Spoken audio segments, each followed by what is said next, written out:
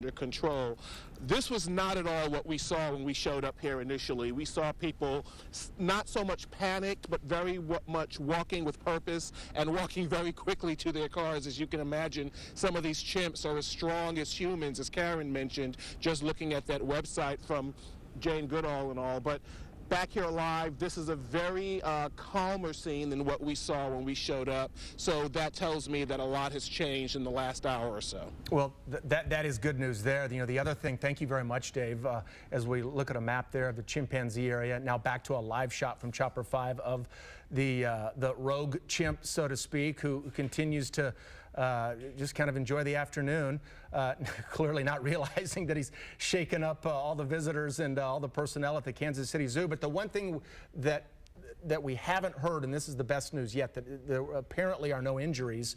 You know, we don't know how even close the chimpanzees got to zoo goers. We will find that out as we finally get the all clear here, and once this chimpanzee is taken back inside of its cage, and once we're able to talk to zoo personnel and get a better, clearer understanding of how this happened, how did these chimps, how many got out first of all, how they did it, and then how close did they get to people who were you know, just enjoying an afternoon out at the zoo with their kids.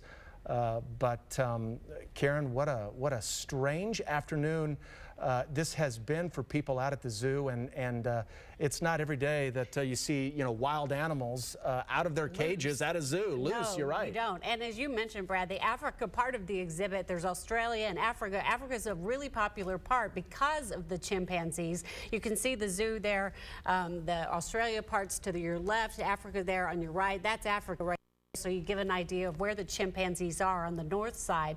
We are going to go to the CBS Evening News coming up in just about a minute, and we will have complete coverage coming up on KCTV5 News at 6. By then, we hope to have talked to Randy Wistoff, the zoo director, to find out how many chimps did escape, and if it was more than one, then if this is the sole remaining chimp, if all have been corralled back to their enclosures, and how they're going to go about getting this chimp down, who seems to be just fine wandering the wall of this enclosure there at the zoo in the Africa exhibit. Well, and as we've heard from a couple of different parents who are at the zoo and who are then ushered to safety to stay inside the theater, you know, this is a day that their kids and they will never forget.